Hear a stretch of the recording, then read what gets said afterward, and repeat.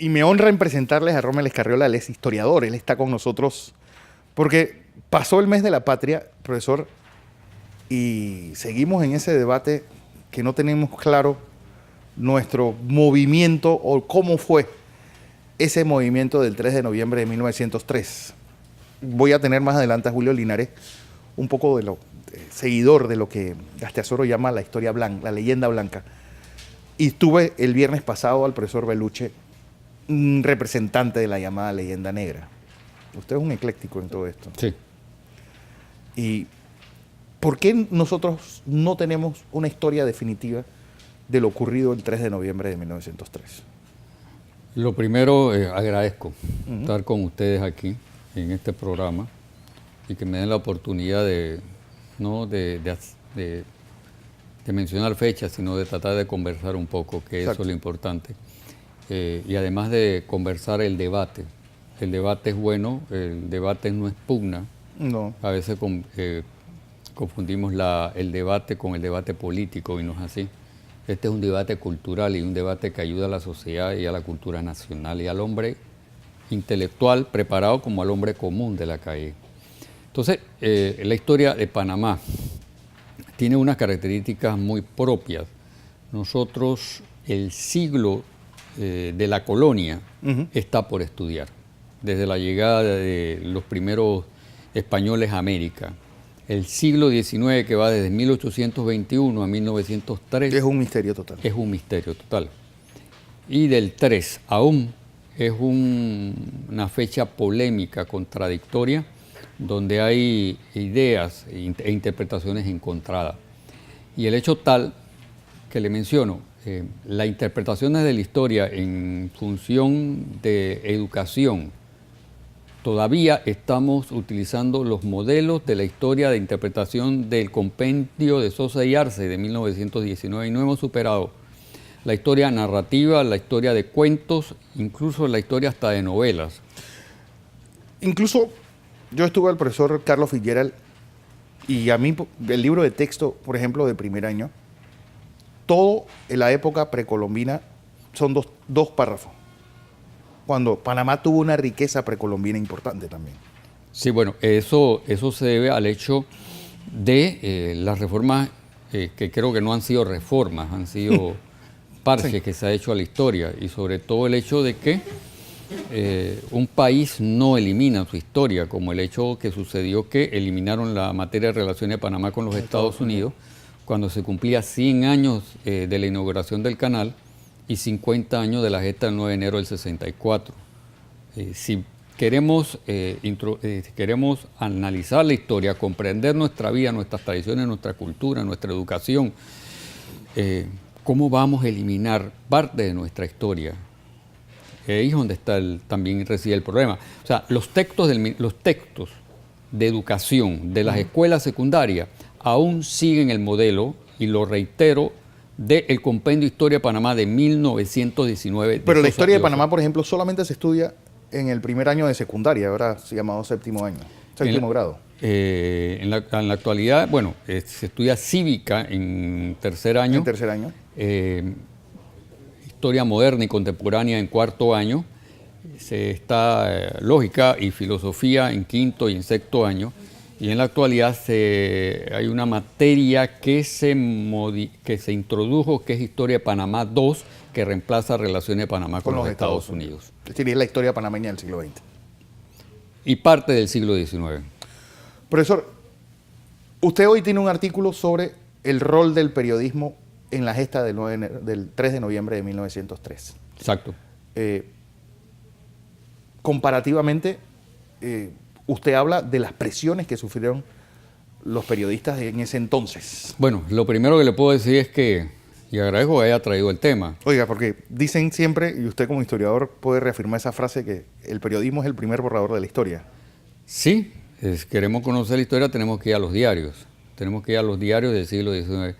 Y me agrada que haya hecho esa pregunta porque hoy pues publico un trabajo que se llama Los periodistas del siglo XIX, los periodistas insurgentes. Y utilizo ese título insurgente porque no eran solo periodistas que escribían, sino eran periodistas que estaban en la diaria lucha, José Sacrovis Mendoza, que participó en la Guerra Civil de los 1000 días y fue herido.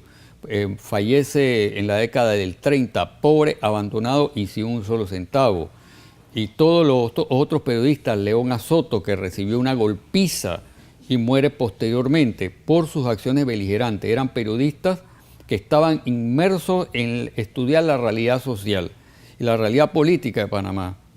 Pero en la práctica de su vida jamás le llegaron a usufructuar los beneficios de su lucha. O sea, todos los periodistas del siglo XIX que lo alcanza la República y que construyen la República, ninguno de ellos es considerado en una posición importante de orientación en la cultura, en la educación, y nada, todos mueren absolutamente pobres. Periodistas que, ejemplo, José Sacrovis Mendoza, Sí. uno de los directores del periódico El Lápiz, que tuvo una gran tradición.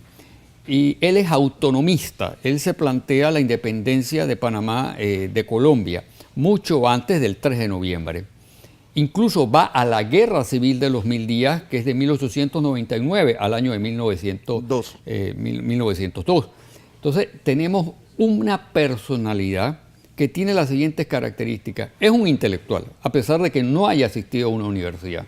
Tiene conocimientos de historia, redactaba muy bien, se expresaba en sus comunicados excelentemente bien. Pero tiene también esa característica de que va al combate, y él participa en el combate del puente Caledonia, ¿no? En el principio de 1900, entre junio y julio, que es ese combate, y es herido. Y después de ser herido en ese combate, que se firma una amnistía, él vuelve otra vez al periodismo y después va otra vez a la guerra, a la segunda fase de la Guerra Civil de los 1000 días, ¿no? Pero digo, eso es característico del hombre del 19. Es decir, Byron muere peleando por la independencia de Grecia y eran gente, escritores, eran gente de acción, como usted lo acaba de decir. Sí, pero lo importante de todo esto es que yo lo he reiterado anteriormente en otras ocasiones. Nosotros tenemos una costumbre, y considero que es una costumbre muy negativa. ¿Y en qué reside esa costumbre?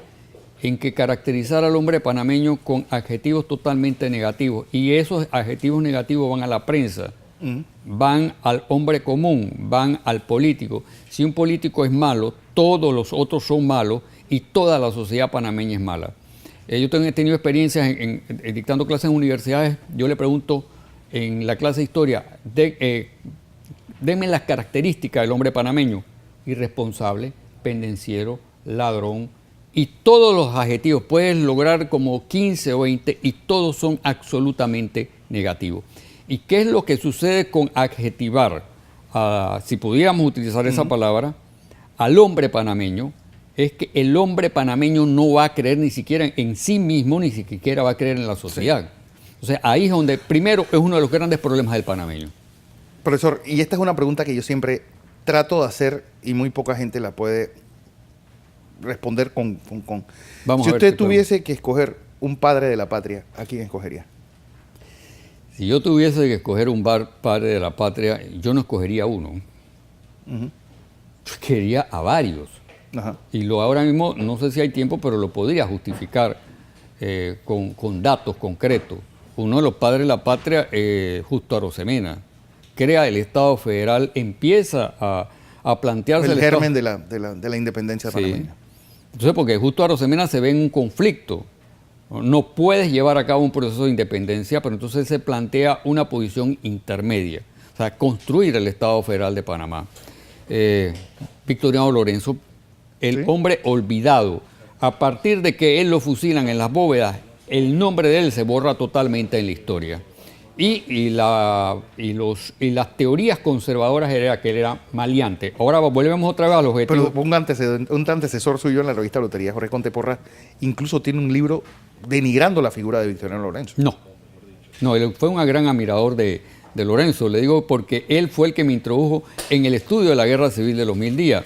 Él tiene un libro de Victoriano Lorenzo y todos sus escritos en defensa de Victoriano Lorenzo. Él no tiene esa posición negativa frente a Lorenzo. Porque es alguien que que la historia relegó hasta que la rescataron los grupos Bueno, de izquierda. lo que sucedió con Lorenzo es que Lorenzo era miembro del Partido Liberal y él ganan los va a la conservadores. guerra. Sí.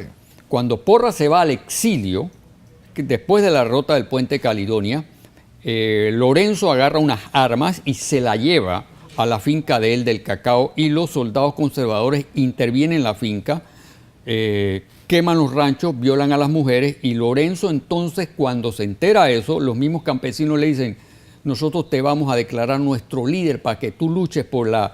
No se planteaba exactamente la independencia, lo que se planteaba en ese momento era la liberación de los diezmos y los impuestos a los campesinos y la represión que el ejército conservador llevaba a la población indígena.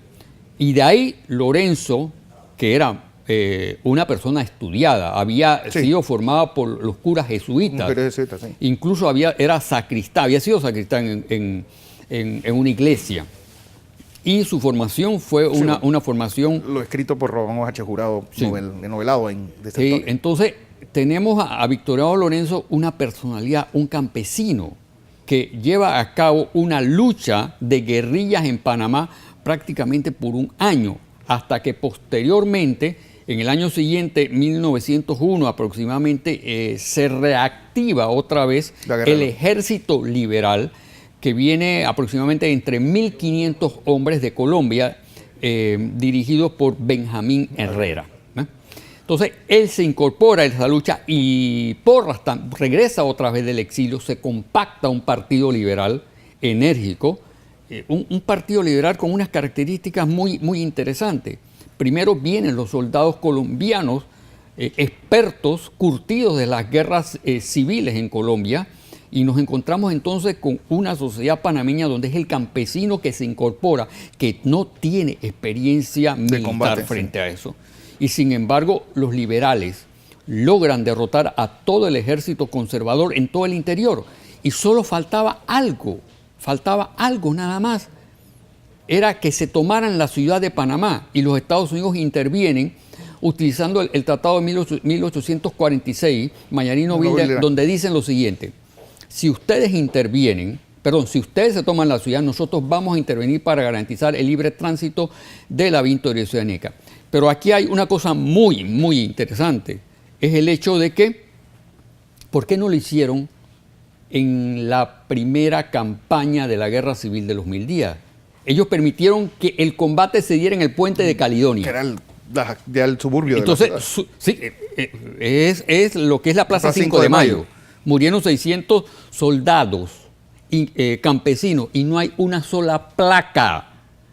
Y esto es para las autoridades. Ahí está Gandhi. Recojan el mensaje que les doy. La Plaza de los 1000 días es donde está la estatua de Gandhi. Sí, donde está la estatua de Gandhi. Y en unas condiciones totalmente deprimentes. No hay una sola placa. Y esto es para las autoridades correspondientes y para los diputados y las personas que tienen que hacer algo con respecto a esto. Yo lo puedo decir, yo puedo dar 1.000.000 de recomendaciones, pero al final de cuentas esas recomendaciones van a la basura. Ni siquiera que se declaró que la batalla de la Negra Vieja iba a tener un monumento se ha hecho. Y esa ley es de hace muchos años. Profesor, desgraciadamente el tiempo nos está comiendo. ¿Pero por qué nos come el tiempo? Hombre, porque tenemos demasiado que contar usted y yo. Le invito que nos acompañe el otro viernes y sigamos siguiendo descifrando la historia. ¿Cómo no? Así es. Lupe.